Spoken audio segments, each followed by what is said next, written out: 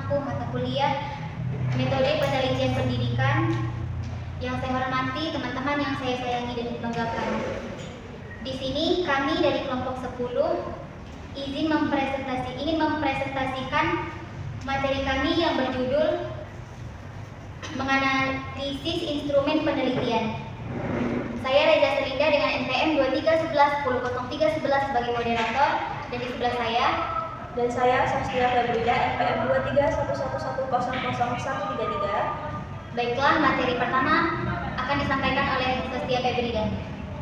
Baik, materi pertama yaitu definisi instrumen penelitian. Instrumen penelitian merupakan alat utama yang digunakan peneliti untuk mengumpulkan data secara sistematis, objektif, dan terukur. Instrumen ini dapat berupa kuesioner, tes, lembar observasi, pedoman wawancara, dan sebagainya. Instrumen bukan sekedar alat bantu, melainkan juga penentu kualitas data yang akan diperoleh. Dengan adanya instrumen yang tepat, data yang dikumpulkan akan lebih akurat, relevan, dan dapat dipertanggungjawabkan secara ilmiah. Sebaliknya, instrumen yang kurang baik dapat menghasilkan data yang bias dan tidak valid serta menurunkan kualitas penelitian.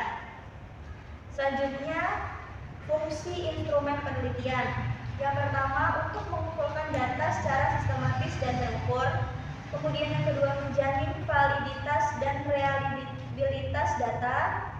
Yang ketiga, mempermudah pengolahan dan analisis data. Yang keempat, pedoman dalam penyusunan dan pengembangan instrumen. Yang kelima, mengidentifikasi aspek teknis. Yang keenam, menyesuaikan dengan jenis dan metode penelitian. Dan yang terakhir, untuk mendukung keberhasilan dan kredibilitas penelitian. Selanjutnya ada jenis-jenis instrumen penelitian. Pemilihan jenis instrumen yang tepat sangat menentukan keberhasilan pengumpulan data. Berikut ini adalah jenis-jenis instrumen yang umum digunakan beserta penjelasannya. Yang pertama itu ada kuesioner atau angket. Merupakan daftar pertanyaan tertulis yang disusun secara sistematis untuk memperoleh informasi dari responden. Kuesioner bisa berupa pertanyaan tertutup, misal pilihan ganda dan skala Likert, maupun terbuka atau jawaban bebas. Kuesioner sangat efektif untuk penelitian kuantitatif dengan responden yang banyak, namun kurang mendalam untuk eksplorasi data. Selanjutnya ada wawancara. Wawancara adalah teknik pengumpulan data dan tanya jawab langsung antara peneliti dan responden. Wawancara dapat bersifat terstruktur atau semi struktur, atau tidak dapat terstruktur atau pertanyaan fleksibel. Teknik ini sangat cocok untuk penelitian kualitatif yang membutuhkan data mendalam tentang pengalaman, pandangan, dan persepsi individu. Selanjutnya ada observasi.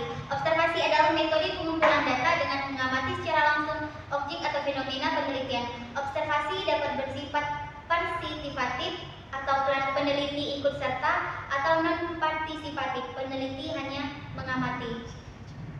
Selanjutnya ada diskusi kelompok terfokus atau focus group discussion. Merupakan teknik pengumpulan data melalui diskusi kelompok kecil yang dipadu moderator. Selanjutnya ada eksperimen. Eksperimen ini digunakan untuk menguji hipotesis melalui manipulasi variabel dan pengamatan hasilnya dalam kondisi terkontrol. Selanjutnya ada checklist. Checklist adalah daftar item atau aspek yang harus diperiksa atau diamati, di mana peneliti memberi tanda centang jika aspek tersebut terpenuhi. Dan selanjutnya itu ada dokumentasi. Dokumentasi itu merupakan pengumpulan data melalui bahan tertulis atau rekaman seperti buku, catatan, surat kabar, foto, video, dan arsip lainnya. Materi terakhir, langkah penyusunan dan analisis instrumen penelitian. Yang pertama itu menentukan tujuan pengukuran dan variabel yang diukur. Peneliti harus memahami dengan jelas tujuan penelitian dan variabel apa saja yang akan diukur. Selanjutnya menyusun kisi-kisi instrumen. Selanjutnya menyusun butir atau item instrumen.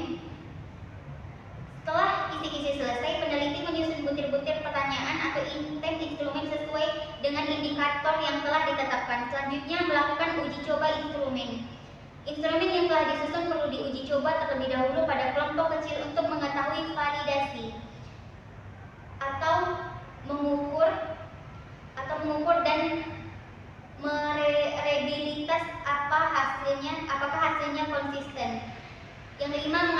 hasil uji coba dan melakukan revisi.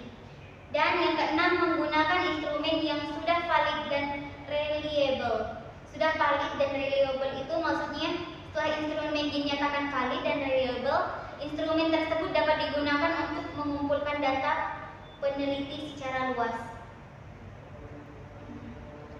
Sekian penyampaian materi dari kelompok 10. Sebagai manusia, tentunya kita tidak luput dari kesalahan. Oleh karena itu, kami meminta maaf atas kesalahan dan kekeliruan yang mungkin kami lakukan saat menjelaskan materi. Sekian penjelasan materi dari kelompok 10. Wassalamualaikum